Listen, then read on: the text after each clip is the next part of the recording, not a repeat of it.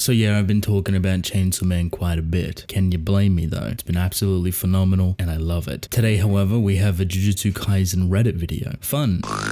Obviously looking for the most horrific atrocity commented on this planet. We want to find it naturally, of course, because I know exactly where to go if I wanted to see it, and that's not really that fun. I took a lot of your feedback from the Chainsaw Man version of this video, so hopefully it's tailored and a little bit more enjoyable, more streamlined. And I also plan to do a lot more content away from Chainsaw Man. It's not going to take away from those videos, but more so just to add more variety, if that makes sense. So I got to start reading a little bit more. If you have any suggestions that you'd want to see videos on, maybe a couple of videos for manga specifically, please let me know. I already have some in my head that I want to check out. Some pretty popular ones too. We're going to start off with a beautiful art piece. All right, look at this. I love this. Look how stylized it is. Wanted to try making a JJK OC because I love this show. Got heavy inspiration from Yuta and Rika. Mwah, perfection. Beautiful. I love the, line work, stylized nature of it. Kind of looks very webtoony. I don't know if that's a diss or anything. I say it as a compliment. All right, I think this artwork's very pretty. You done an amazing job. Fan art of Mei Mei. She got the best design in JJK in my opinion. I really like her. I really like this drawing. Look at her. Like, she's not even that pivotal of a character. She pops up here and there doing her thing, but just look how incredible this piece is. I absolutely love the coloring as well. I think it looks phenomenal. Bravo to you. Good work. Drew a little drawing of Inumaki. Look at this cute little guy. Look at him. He's just vibing. This is a beautiful piece. I love it. In theory, if Yuji got a domain expansion, would it be affected by Sukuna? Since Sukuna is within Yuji, I wonder if when Yuji tries to perform a domain expansion, Sukuna would interfere or perhaps enhance it. Maybe I'm being dumb. I don't know. I think this is a very interesting idea. Will it ever happen? I don't necessarily think so, at least as of now. The personal reasoning I give this is because I wholeheartedly love Yuji's character being super simplistic. He is kind of the bare minimum when it comes to power. He's not pulling out techniques or domains or any of this complex design that we know Akatami can put into abilities, while Yuji as a character, as a vessel for Sukuna, is complex in itself. It doesn't necessarily translate to what power he can do. We know he's fast, we know he's determined, we know he's strong, and he has an incredible understanding of Black Flash, and that determination has carried him throughout this whole story. If you start to overload him now with all of these incredible abilities that are enhanced or even affected by Sukuna, I think you would take a lot of that appeal away from Yuji. It may happen eventually in some way, shape, or form just to bump Yuji up further so he's not lacking behind his peers, but hopefully it's done in a way that I believe Akatami truly understands where Yuji's power lies. That he's not pulling away from Sukuna, he's not getting a free handout or anything like that. It's just Yuji's determination, his will, and you've seen that time and time again against very powerful opponents. I kind of hope Yuji doesn't get a domain personally, so I guess we'll have to see for that one. Theory on Tengen and Kenjaku. Here's my theory on if Tengen and Kenjaku are working together in the Culling Games. No. Here's why I say that. What if 1,000 years ago Tengen didn't fuse with a star vessel but instead split? What if Kenjaku, the brain, is actually part of Tengen and is the cursed side of his soul, and the human part is the Tengen we see? That could be a reason to why Tengen knows so much about Kenjaku and why it seems as they're working together. I think this is a pretty interesting idea. I don't necessarily think they're working together or they're in cahoots, but I do think they might have a bit of history. Just thinking about it loosely, if we take into consideration all of the newest context from the chapters, when in regards to Kenjaku, how he acts, the emphasis that he's putting onto Tengen, as well as the Culling Games being a lot older than originally expected and having ulterior motives, I wouldn't be surprised if Brain specifically has tried to do the Culling Games before, and maybe Tengen was going to be originally the vessel that would transcend into something a lot more powerful. This is just my random take on it, right? Just throwing it out there. However, what may have interrupted that Culling Game is Sukuna, and Sukuna going from human to cursed to this being that has such a sense of self that is quite literally a calamity, one of the most powerful individuals to ever exist. And I think it'd be interesting if Kenjaku wants to try and replicate Sukuna again, except this time he wants it for himself, merging with Tengen and taking it a step further. How that plays into Tengen being a little bit odd, I would say Tengen probably just has more information on the Culling Games than he actually lets on, and that he may have a prior history with Kenjaku or Brain because maybe they were a part of the the original Culling games to potentially create Sukuna. There's this interesting idea maybe that Sukuna wasn't created by his own will, that it was disgusting and horrifying and filled with negativity and toxicity. And because of this, Sukuna, who was once human, became the individual that he is today, someone that's borderline immortal, cannot easily be killed, and is automatically a part of the Culling games again. So I'm sure there's a big history between those two, and what the Culling games actually is, being an amalgamation of cursed energy and a breeding ground to give birth to something new. 1,000 years ago that could have been Sukuna, now most likely Kenjaku. Fan art, it's your boy Megami Fujigura. I love this a lot. I think this is really cool. The style, the detail, I guess the framing as well, just everything about it screams like you have a brilliant understanding of what you're doing, especially with how it's trying to mimic the manga format, but also kind of has like a picture-esque magazine feel to it as well. Like I could see this on like a fashion magazine for some random car in the background, but I appreciate this a lot. What Sukuna power is, theory spoilers for most of the manga. Back in Shibuya Incident, we saw Sukuna fight Jogo with flames, even though his technique was supposed to be cleave dismantle. Correct me if I'm wrong on this. Sukuna reveals that he has a deeper understanding of cursed energy, and he would have expected Jogo to know it as well. My theory on what is going on. Recently, we've been introduced to the idea of cursed energy having special properties. Kari has a rough edge to his cursed energy, Kashimo has an electric property to his cursed energy. What if Sukuna is capable of applying a property to his cursed energy? I think this is brilliant. It's a little bit on the kind of added bonus benefit side, but I think it does make a lot of sense. Originally, before all of this property stuff was, I guess, kind of theorized within the community, my thought process was a little bit more openly global, if that makes sense. Where I was thinking more so Sukuna had such a clear grasp and understanding of cursed energy that he could wield it within his own regard, and the only reason that he could wield it, cook it, create it, craft it, whatever it may be, to his own regard because of the entity that he is.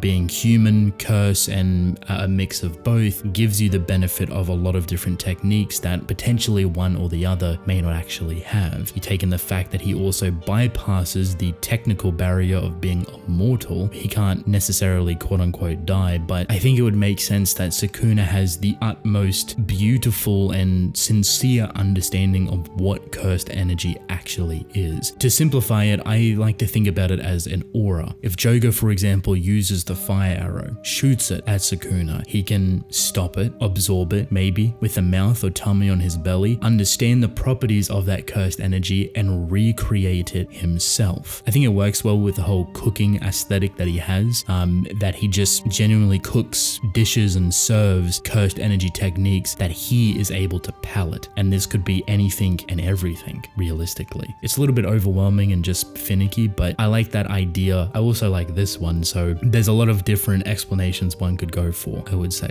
I'm definitely just as curious as you, but that's my take on it. Happy birthday, Gojo. Made a roll cake. This is incredible. I need to watch this. Unwrapping it, he's cooking. Look at it. It's just delicious. Oh, there's a whole cooking process to this as well. Little arts and craft, little bakery. It's brilliant. Oh, he's got glasses on as well. How can you not love this? Too much talent and time put into that cake just to destroy it, but you know what? I bet it tastes absolutely amazing. Good work. Oh, this is a big one. Theory. Domains are tied to ego. There's been a wealth of theories about how different spiritual, transcending themes steep throughout the world building of Kaisen, the most recent chapter of Kenjaku, etc., etc. Essentially manifestation of one's ego. This brings new meaning to domain clashes by essentially making them clash of wills. Sukuna and Kenjaku have unbound domains because they have egoless motives and free-flowing ambitions. I disagree, just with that last statement, but I like the idea of overall ego. Yes, I think it's in some way ego-based, but saying Sukuna doesn't have an ego is a little bit odd because he himself explains that the only way that you can become a calamity like himself is understanding your true self and having a full sense of yourself, which is a little bit different to the ego, if that makes sense. For me personally, I would say there's different variations of one's ego, and you've seen characters go through those different stages. So if there is an ego, there should also be a true self, and there should also be a false self. The false self should technically be before ego, this real immature state that's more of a artificial mindset. It's more so to protect yourself. Your ego is kind of in the middle. This isn't scaled, it's more so how I'm explaining it, which is based on opinions and ideas and all of these things that build up your identity. And then your true self is quite literally that. Understanding your true self, the beauty, the hardships, the ups and downs, everything through and through,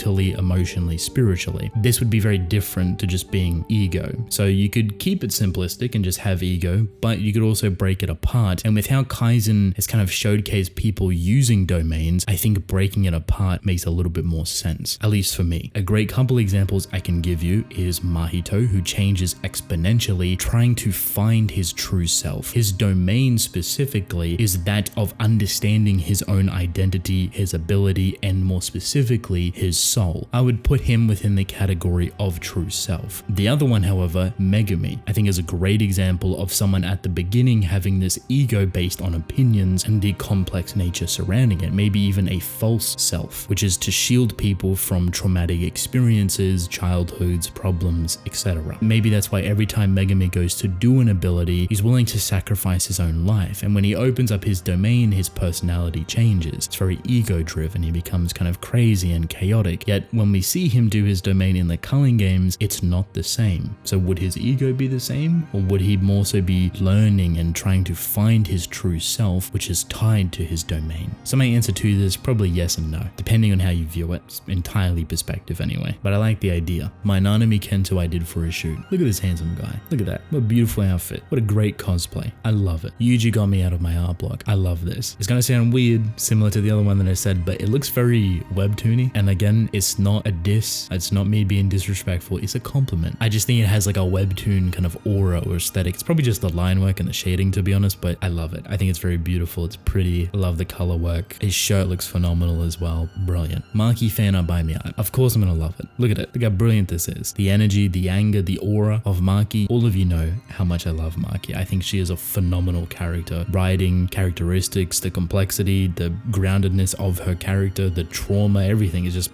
beautiful. I love it. This artwork, also love it. Very amazing. Drew Best Girl Nobara. This makes me sad because look how pretty this artwork is, and now think about where Nobara is. Exactly. Nowhere to be seen. We haven't seen that woman in 2 years, 3 years, maybe probably even longer. Man, I don't know how long it's been since we've actually seen her. Is she alive? Is she dead? Where is she? Is she ever gonna come back? I think the Culling Games is a prime place to bring her back, but regardless, beautiful artwork. Love the line work, love the coloring. Is she putting a finger up? Is she flipping me off right now? You know what? That makes sense. I expect nonetheless from her. JJK is one of anime/manga I have seen in a long time where I still think MC is not MC. Interesting. Most of show, you see have a common path, one guy fight and become strong, but it's hard to say who is best in JJK, and since your new character keep on increase, I'm now more interested in the mystery than the action and adventure. Another really great thing is character can die. Killing important character really increases suspense. I love how this is typed out. Obviously they're not like an English speaker, but it feels very standoffish and statement. It's brilliant. I just picked it up 1 week prior while traveling, and since then I have been reading it, and it like reading my first manga. What are the comments for this? Nanami's death traumatized the fandom. This is true. Flipped when I saw that, man. I know I'm gay and all, but the love I had for his entire character from start to end makes me think if I might be Nanami sexual instead. I